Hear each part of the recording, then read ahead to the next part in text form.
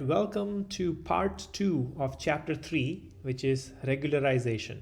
So in part 1, we have covered two algorithms, k-fold sample validation, out of sample validation, and forward stepwise regression. And the two main concepts that we covered was bias and variance and how it relates to overfitting. So if you don't know that concepts, then you probably want to look at part 1 first. But we're going to do part 2 now, in which we're going to cover 6 more algorithms. So algorithm 6, 7, 8, 9, and 10. Yeah, so 5 algorithms. So to quickly recap from part 1 of chapter 3, regularization is a technique where we tune our machine learning models so that there is no overfitting, no underfitting, and we get the best values for our model parameters, the coefficients, and how many variables we need and all of that, right? So it's a technique to really tune our machine learning model, yeah, so that it is as close to truth as possible from the sample data that it has. And so if we now plot bias, variance, and error on the y-axis, right? They're all on the y-axis. So, and we have model complexity on the x-axis. We see that bias, reduces over time. So high bias is bad, right? And high variance is bad. So we're looking for low bias and low variance. And both of these concepts were in chapter 1. So quickly go over it.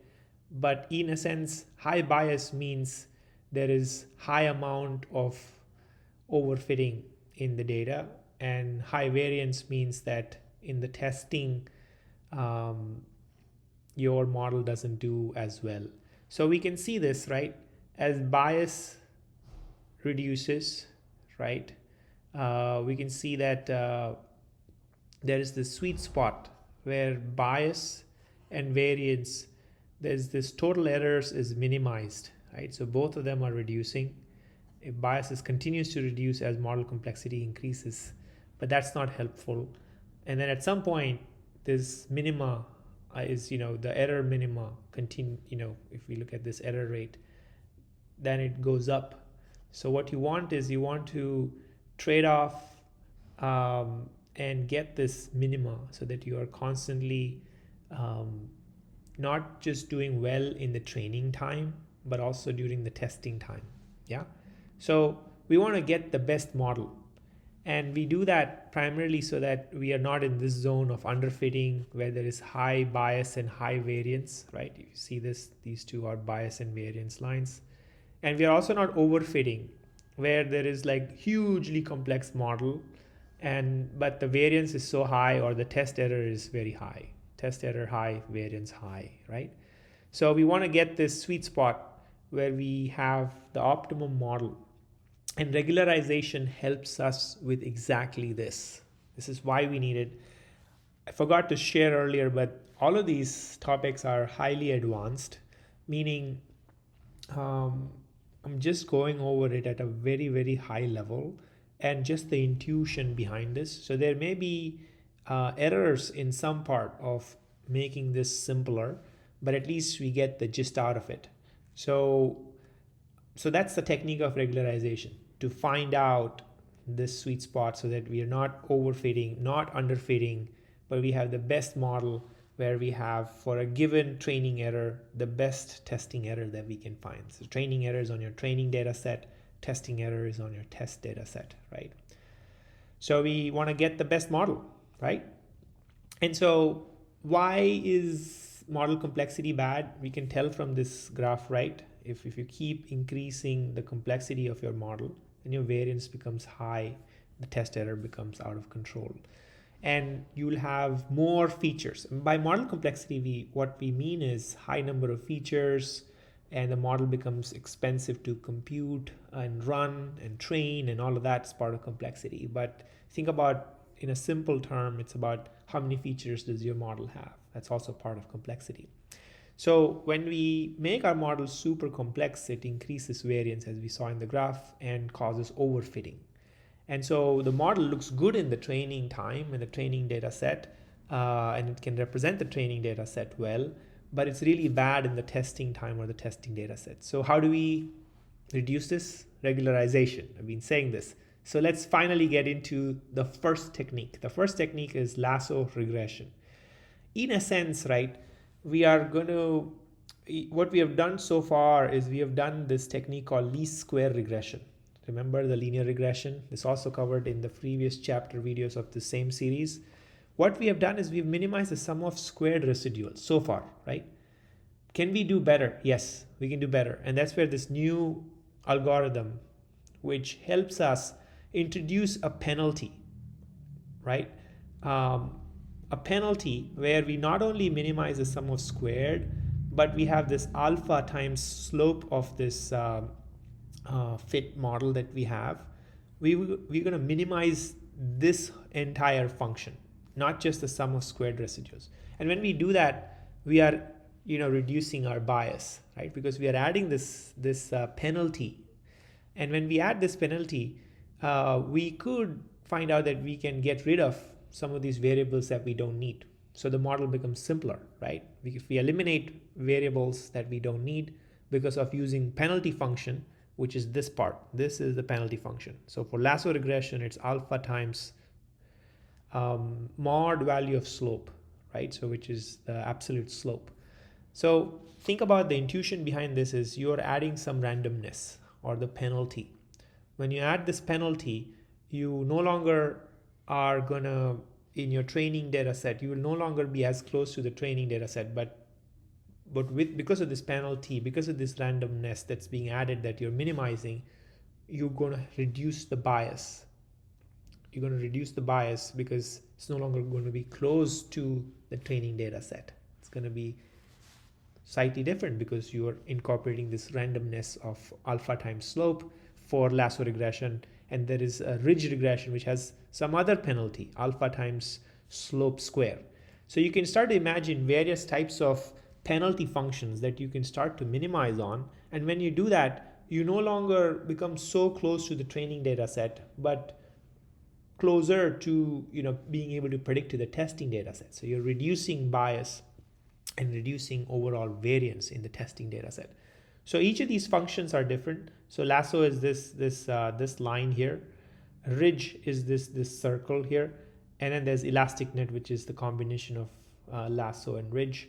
And there's so many such penalty functions you can imagine that you can use during your time of training, and that makes it such that your model becomes less complex because it gets rid of certain parameters that are not needed. And that's the technique of regularization, wherein you use a penalty function to reduce your penalty, to reduce your complexity of your model, and you go away from overfitting. So to recap from part 1 of chapter 3, we covered k-fold out of sample validation technique. Remember, we split the data in k bins, and then we train on k-1 bin and test on the kth bin, and we keep repeating this for k times, and we record the r squared on the kth bin, and we do that and we average the r squared. So that gives us out of sample validation, which I will call OOS going forward, out of sample validation. And we use the averaged version of r squared as in that technique algo 4 that we covered in part 1. But if we make slight change, where if we do not train on the one bin that's left out from the very beginning, so in this k-fold out of sample validation, what we do is we train on all the bins one by one, or k times. But if we consciously left out one bin and not train on it, and ultimately use the out of sample r square measure for that left out bin, then we get k-fold cross validation. That's algo 7. So slight tweak to algo 4 gets us algo 7, right? In a sense, you're trying to not train on everything, right? So that's algo 7, k-fold cross validation. leave out that one bin and not touch it. But and on that algorithm 7, if you add a penalty, a lasso penalty, then you get k-fold cross validation lasso, which is algorithm 8. So each of these algorithms are techniques in which you're going to make a machine learning model better. So hopefully we get the intuition behind each of these algorithms. And in a sense, they are same, right? Cross validation, also referred as out of sampling technique, but with that minor tweak that I said. Do not train on that one left out bin, and then measure how that model did on that left out bin. Bootstrapping. Remember that we also did this in earlier chapters, right? It's a technique to simulate when you cannot run all of these experiments multiple times because it's, let's say, expensive. And we can use bootstrapping to generate confidence interval, right? And so let's say we want to do for our lasso estimates for our model, we want to generate what is the confidence interval. Then that's algorithm 9, which is how can you use bootstrapping for generating lasso confidence interval. In a sense, you're using bootstrapping, which is you're going to resample from and with replacement, and you're going to generate a confidence interval. So to quickly recap, a 5% significance or a p-value of 5 means 95% confidence interval. So we can calculate the percentiles from each of these estimates, right? So what you do is you run the bootstrap algorithm that we've covered in the previous videos, and you run it on your sample, and the technique follows this way. You sample from your existing data set with replacement, and you get the exact same number of data points as the sample. So if you have n data points, you sample n times and replace, and you can simulate as if you got new data points. And that's the technique of bootstrap. And with that, you can then have like 10,000 such bootstrap runs, and then you could then calculate like what is the percentile for your estimate. Let's say you're trying to find out the mean or the median, whatever that estimate is, then you can find out how each of these estimates are evolving and build a confidence interval for that range. Subsampling is another technique. It's the last technique, is algorithm 10. And you can use it to create confidence intervals as well. So subsampling is an alternative to bootstrapping, wherein you have the same number of data. In bootstrapping, we have the same number of sample data points as the initial sample. But in subsampling, the difference between subsampling and bootstrapping is two small things. One, you do not resample the same amount of sample data points. You typically, if you have n training data points, you sample 1/4, and that's your resample size. You do not and you do not replace those data points once you sample, let's say 4 out of 8. Then you do not sample, you do not replace those data points back before resampling. So each of these techniques, you might wonder like, what's the benefit of this, right? Each of these technique helps us for a specific reason, right? Like in this case, it's a quicker way to help us. Bootstrapping, again, you can't run certain experiments so many times. So these are all techniques that you can use based on your situation. So what algorithm to use is based on your situation, right? And finally, we've done cross-validation, right? But there is another way. In a sense, what does cross-validation do?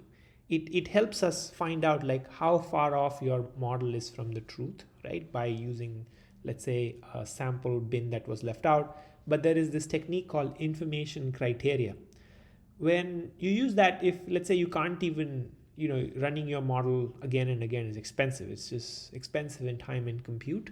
Then what you do is you use this information criteria, and there are 3 different information criteria: AIC, AICc, BIC, that I've listed here among many. But in a sense, the summary of what information criteria is, it's basically the distance between your fitted model and the truth. It's trying to approximate that, and it's trying to get an estimate which is same as out of sample deviance, right? OOSR squared that we've seen in other algorithms. So each of these techniques are getting us a way to measure how good this algorithm is, right? So smaller the IC information criteria, the better. So AICc information criteria, then there's AICc information criteria corrected, which is a version that corrects for smaller sample size, and there's a Bayesian information criteria. Each of these have a formula. In a sense, it's telling you, the number will tell you what is the distance of your model, the fitted model that you have with the truth.